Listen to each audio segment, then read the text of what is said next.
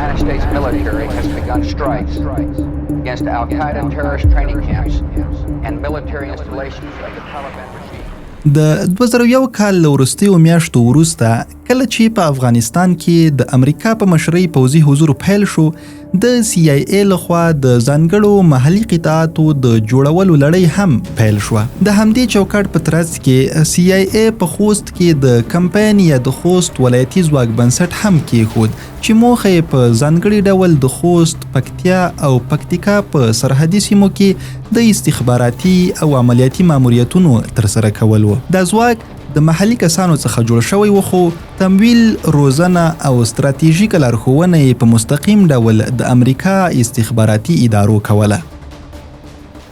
دغه قطعه له دودیزو افغان امنیتي جوړښتونو څخه جلا وه او د عملیاتو په ډګر کې نسبتاً خپلواکه بڼه لرله. د CIA له قوله د خوست ولایتي ځواک غړي د ترهګرۍ ضد عملیاتو، شپنیو چاپو، نیونو او هدفمند تعقیب په څیر حساسو ماموریتونو کې کارېدل او په ډیری مواردو کې د رسمي افغان بنسټونو پر ځای له بهرنیو استخباراتي کړیو څخه مستقیم هدایات ترلاسه کول. همدا ځانګړنه و چې دا ځواک د حساب ورکونې له دودیزو میکانیزمونو بهر ساته او فعالیتونه یې زیاتره پټ او غیر شفاف پاتې کېدل. په کابل، ننګرهار او کندهار ولایتونو کې ورته نور ځانګړي واحدونه د 01، 02 او 03 په نومونو فعال و چې هغوی هم د همدې استخباراتي جوړښت یوه برخه ګڼل کېدل او له CIA سره یې مستقیمه اړیکه درلوده. خو د دغو قطعاتو ترمنځ اصلي توپیر یوازې په نومونو او جغرافیو کې و، خو د جوړښت،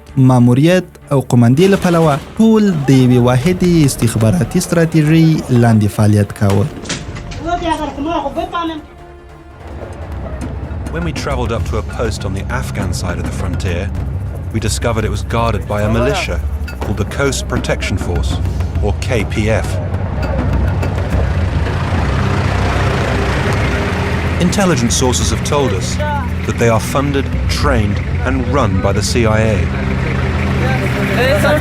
Yeah? The KPF guy doesn't like camera. What? At the checkpoint, we were stopped from filming them. Yeah, they are different. They are Plan Plus Special Force, so they don't like.